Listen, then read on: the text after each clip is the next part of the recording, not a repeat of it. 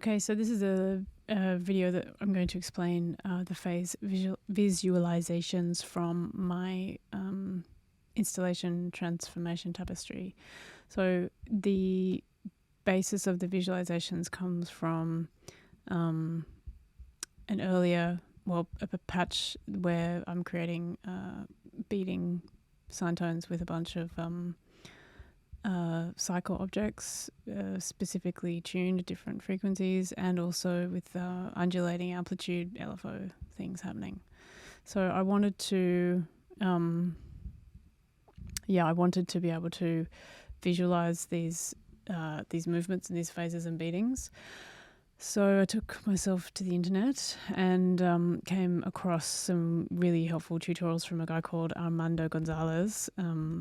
He is one of them, where he's explaining exactly what I wanted, generating visuals with jit.gl.pics. So thanks, Armando.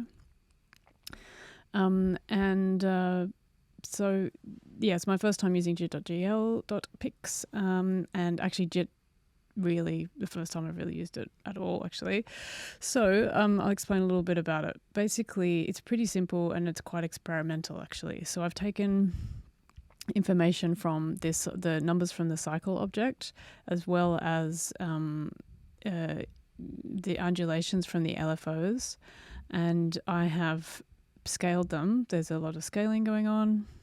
And I have kind of changed them around and experimented with the information and turned the scaled information, so you can see I've got it down to kind of movements between, kind of smaller numbers. And then they are going into the jit.gl.pics object.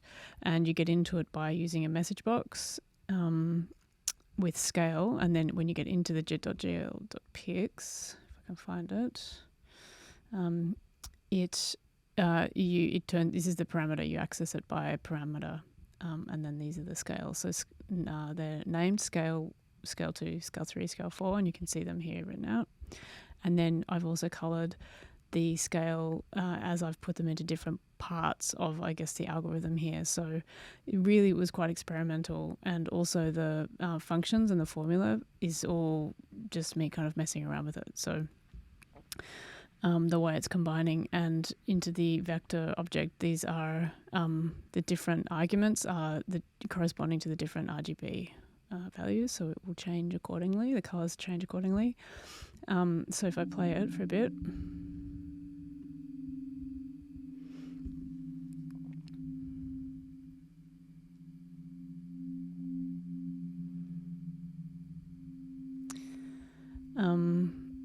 Also over here, I used the pack object to, this is affecting the amount of division. So you can see as I turn it up higher, we get lots more. But I wanted it to be quite chill vibe, so I kept it quite low. And this one is changing again the speed of the kind of movements there. So these are those parameters. You can see that these are kind of moving around in different kind of speeds, which is relating to the colors and also the phasing and the increase of the